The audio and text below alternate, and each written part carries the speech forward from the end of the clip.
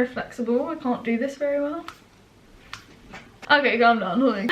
Hey guys, welcome back to my channel. It's going to be a very students related video today. I don't really know what it's going to be called yet. I just want to share a bit of advice based on what you guys asked me on my Instagram, because I wanted to address some of your issues, your struggles. It's going to be applicable to students, whether you're at university, college, at school, wherever you may be, and you're kind of in this student realm and you need some advice. I asked you guys to send in struggles related to academics and those non-academic based. But yes, I'm gonna answer some questions. Okay, let's just pick a random one to start with. How do we want it? Writing essays as a perfectionist with the emoji. I love that emoji at the moment. It's like, oh man, I can definitely 100% relate to this. I am definitely someone who pushes themselves to try and be perfect, even though that doesn't exist. Nobody is perfect. When I came to third year, I was like, because you have so much stuff to do, there's so much going on. When I finished an essay, my goal was to proofread it,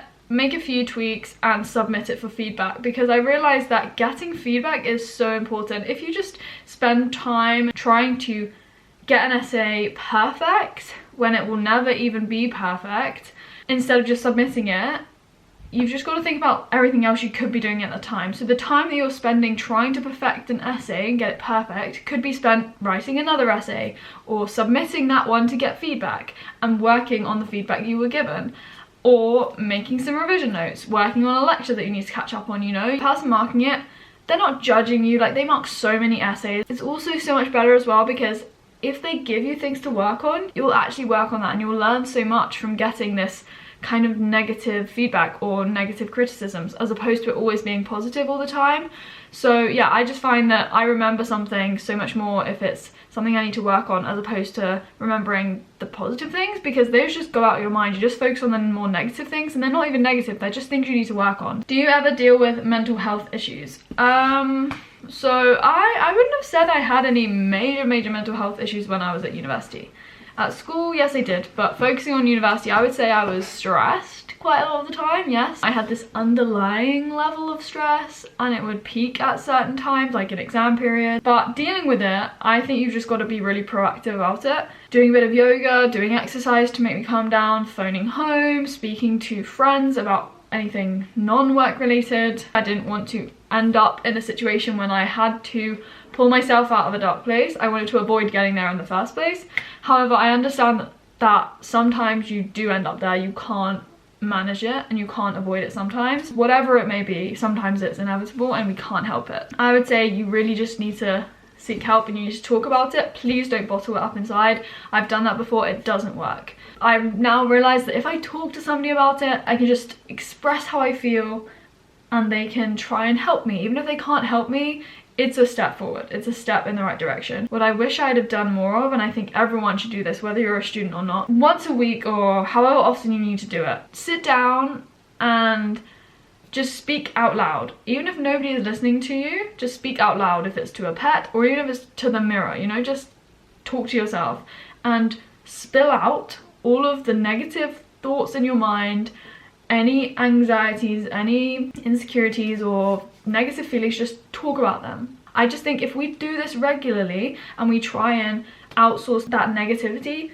to somewhere else, we like suck it out of us and just dump it somewhere, we would get on so much better. I think we should start doing this. Like this video if you think we should do this, because I think we should do this. It's kind of similar to what I think sometimes you could do in like counseling sessions. I've never had that, and everyone doesn't have access to professional counseling, but if we applied similar principles, we could probably better our mental health. This video is not sponsored by Fika, but I'm working with Fika on my Instagram and they have like mental health workouts similar to like what you do with your physical health, and I think that's another great app. Do you have any tips on how to save money in university? I have definitely made a video about budgeting and stuff like this, but my general advice is like, try and cook as much for yourself. I am vegan, you guys know that. I eat a plant-based diet, and in the UK anyway, I found that was a lot cheaper than buying meats and cheeses and dairy and stuff. I don't drink, so I didn't spend my money on alcohol. I know a lot of this might not be relatable and you might be like, great. It's just from personal experience, as I said. Keep a track of your money, have a bank account that you use,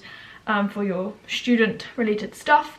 I think it's useful to sometimes work with a budget. Sometimes you can create an Excel spreadsheet. There are lots of apps you can use. It's okay to sometimes be like, no, I don't want to go out. You have to learn to say no sometimes. If your friends are wanting to go out and you either don't want to spend the money on eating out, you just want to eat in, or you have work to do, just be like, sorry, I don't want to go out. You don't have to give an excuse. Like, nobody needs to know your reason. You just need to say no. It's very simple. I know it can be hard in the time because you're like, I need to make up an excuse and I need to lie the fact that I'm ill or I'm sick or I'm doing something else. Just say no and it's fine. Key thing related to budgeting as well. If you are a student, you need to get hold of all the student discounts possible. And I have been a very loyal customer of Totem, and this video is sponsored by Totem. It has a little picture of me on the back. You can get a ton of different discounts, anything and everything from like Amazon online to food places like the Co-op to get groceries, places you can eat out. Oh my gosh, I got so many discounts in Superdrug whenever I was buying like toiletries, and they always have offers. They also have an app that you can use instead of this card, so if you forget this, you can just show them your app and show that you have an account. And yeah, this card is new, as I keep saying, because you can use this as your proof of ID instead of carrying around like your passport or driving license, which you could easily lose. You can just use this instead, and it's like pass verified. You can get into clubs when you go clubbing, or if you want to buy some paracetamol, you can show them this card because I get ID'd to buy paracetamol and stuff like that. Anyway, if you want to get a card, I will put all that in the description box below. And yeah, get your student discounts. Stress, that's all it says, stress. Kind of related to the mental health one. As I said, I had this underlying stress, so a bit of stress is good for me. I work quite well under a bit of stress. Too much stress though, no. Your brain goes smush, nothing works and functions, your body shuts down.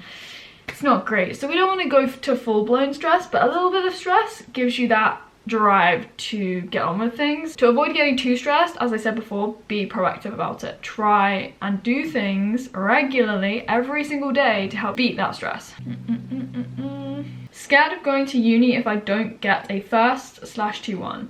Like, I was scared of going to university because I didn't want to leave home, I didn't want to leave my pets, I was scared of homesickness, meeting new friends. That was not my worry. But if it is your worry, we need to get rid of that as soon as possible, because for me, and personally, I think going to university is definitely not all about the grade. I mean, getting a good grade, if that's a priority for you, then that's fine, but don't be scared and have it as a massive fear, because that's not a great mindset to go in with. Go in wanting to work hard, of course, but you've got to enjoy university for other things as well, like making new friends, learning new skills, sport, all other stuff. It's not just about the grades, okay? It's just a number or a letter on a piece of paper at the end of the day. Where to start with a dissertation?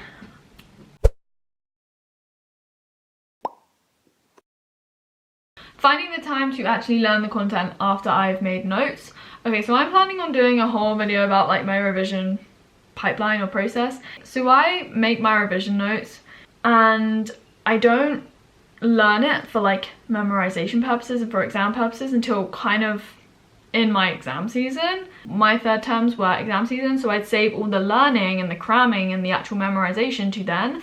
So of course when I'm making notes, I try and get things in my head. Sometimes if my brain is feeling a bit tired, like I'll just be making notes and not really thinking too much about the material, but most of the time I do try and make notes and be taking stuff in as I go along. So that way I'm just like maximizing my time. So I'm making these notes that I can use at the very end for memorization, but I'm also trying to learn a bit of it then. But I wouldn't stress out too much about trying to actually learn it too far in advance of your exams, because trying to hold that much information for such a long amount of time is pretty impossible. How to make the repetitive nature of university work more interesting? These are good questions. In my third year, what was I doing? I was just going to lectures, read some papers, been doing some extra reading, making notes. You watch my vlogs, I was always doing my dissertation or writing another essay. Sometimes it can seem very repetitive, and it is repetitive, like you're doing the same things, but I think you've just really got to try and engage with what you're learning about. So I found a lot of what I was doing in third year especially really cool. Like I was like, wow, a lot of the time. I'm a geek. And I'm not afraid to say that. Sometimes you can't do that, but yeah, just try and find something interesting about what you're learning about and hold on to that interesting thought. Have in mind the end goal, like you've got to think like, I'm doing all of this now, all of my hard work will pay off at the end. I'd also say you've just got to take regular breaks and do different stuff now and again to spice up your life. When I didn't have specific targets in my schedule, like no deadlines to meet, etc., how to be productive.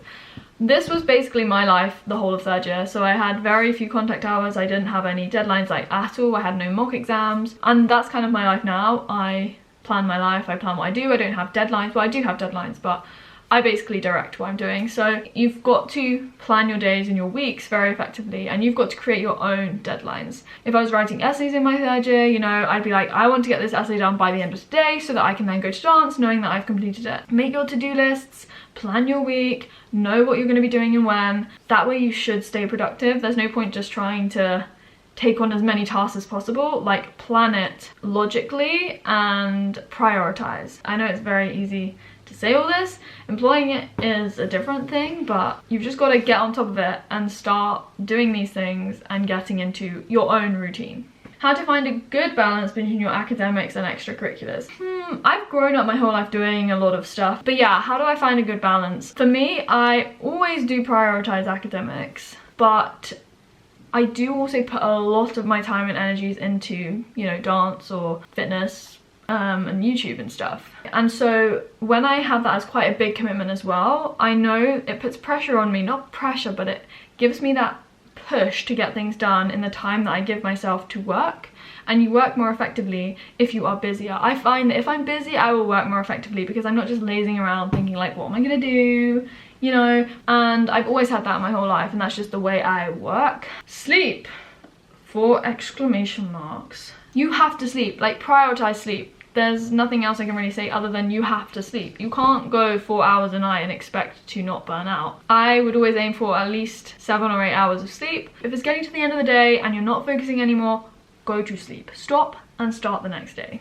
How to not lose motivation to eat healthy. I feel best when I eat foods that I love and foods that I know are gonna give me energy and nourish my body, sort of thing. I love my oats. I will always be eating oats, and I fill my body with a lot of food that's good for me so that I don't then crave, not junk food, I don't like the term junk food, but foods that's not as healthy, shall we say. But that's not to say that I don't eat that stuff. I fill myself up with loads of pasta, loads of rice, loads of oats, fruit, vegetables, you know, lots of fiber in my stomach. I do just feel my best and function my best with nourishing foods, you know? Attend lessons where everyone but you seems to be incredibly smart. I always talked about this, and I have spoken about it in other videos, and I've never called it imposter syndrome, but it is imposter syndrome. I had that quite hard in my first year, and in my third year it came back and haunted me. But yeah, it is a big thing, and it can have take a great big toll on your mental health because you just feel like everyone is so good and you're like not understanding everything. But the thing is, everyone is so good at acting. Everyone just acts, I swear. And they're like, yeah, I get this. I'm always someone who will literally be like, in a practical, I don't get it. I run around like, what is going on? I'm not afraid to be the one who's not understanding things because I want to get help. Like, if I say that I don't understand it, it's because I want someone to come and try and help me. Whereas other people kind of don't take that approach. They'll just act and be like, yeah, I get it. If you need help, like, go and get the help. Don't be afraid to admit that. And also, you just gotta focus on you as an individual, and who cares about what everyone else is doing and how well everyone else is. How do you deal with not understanding or grasping a concept straight away? So this is kind of related, but moving on from that. So once I've like raised the alarm and been like, I don't get it, and like I've run around like in a panic, that's basically the answer. I try and find someone to help me. The internet is my best friend. Google, I love it. I just search, and I search for ages. Like, if I don't get something, I will spend such a long time trying to figure it out. I go to so many different websites, read so many different things, explaining it in lots of different ways to try and find something that answers the question. I just think you've just got to be proactive again in like finding help and finding the answer. Don't settle on not understanding, because when it comes to revision, you won't be able to learn it if you don't even understand it. I do get into these very stressful little holes sometimes when I don't get it, and I'm in my room and like there's no help other than the internet and I still can't find the answer and I just want to cry. That does happen sometimes. In that case, I may have like slept on it, just put it to one side, breathe, and try and deal with it the next day. You will find the answer eventually. You've just got to try and use what's around you. I love the subject I'm studying, but exams just take the fun out of it. I love this question because I do agree, and I kind of think I found a solution to this towards the end of my degree. I'm still, though, terrified of exams. They do still give me a lot of stress and anxiety, and I do get worried about them, so it's not to say that I love exams now, but I'd say one of the biggest things to think about. And again, it's a mindset thing. I tell myself that when I'm going into that exam, it's not a test of what I don't know, it's a test of what I do know. I'm trying to show this examiner everything that I have learnt and put hours into revising and memorizing, you know. How to memorize heavy content. You've got to prioritize the stuff that's going to take most of your time, or the stuff that's hardest for you to learn. Prioritize your weaknesses, I would say. Try and learn the heavy content in the times when you're most alert and you work best, so whether that's the morning, whether that's the evening. And memorizing heavy content, like, take it bits at a time. You can't just learn it all in one go. Learn a bit of it one day and then come back to it another day, and then put it all together gradually like a jigsaw. Strategies though, I didn't really talk about strategies just because I could say and talk for ages. Waking up in the morning is a pain. Yeah, sometimes it is. University forced me to be a morning person. I'd say I'm a morning/evening person, I don't really know. But yeah, I think you've got to get in a routine. Getting enough sleep and getting into a routine. If you find it hard to get up early, you're obviously not going to bed early enough and getting enough sleep, so yeah. How to deal with competitiveness about grades amongst friends. The simplest solution to this one is don't talk about it. You are you got the grade you got. And if it is shared though, because sometimes you do talk about it, again, it's all about being proud of yourself and being confident that you did your best. Everyone is at a different level, and that's okay. We're all individuals. If we were all exactly the same, this world would be so boring. You might be good at something and somebody else might be better at something else, and you can then help each other and work collaboratively, not competitively. How to deal with homesickness. I definitely made a video about homesickness, but my biggest piece of advice is like phone home regularly, like FaceTime or Skype, whatever. Just keep in regular contact. Anxiety to speak in class. I don't think I ever got over this one, because I do have a lot of anxiety and fear when speaking in front of others, especially in an academic situation. But yeah, I don't know. I feel as if I need some advice. So I feel it's down to you guys to give me advice this time. So yeah, if you have any advice, please comment down below, because I would like to know just as well as this person would like to know. How did you cope with being a non-drinker when going out? I love it. I see, I've never been a drinker when I go out, so I don't know the other side of this. Yeah, I honestly love this, because you remember everything and your friends might not. I'm just staying hydrated, on the water, you know. I'm a strange and crazy person anyway, so I'm always full of energy, and until you do it and try it, you won't realize. Pressure to kiss someone. I've never experienced this. Peer pressure in general. I think I would be bold and be like, no. Because I have learnt to say no now. I'm like, no. I don't care what you call me or what you think about me. No. I hope that was useful in general. I hope it answered some of your questions. Yeah. Thank you for watching this video. There's not really much more to say other than if I ever post Instagram things and sticker polls, they'll always be on my Instagram, so you can, if you want to, follow me on there. You can subscribe if you want to. No peer pressure though. Thanks for watching. I'll see you in another video, guys.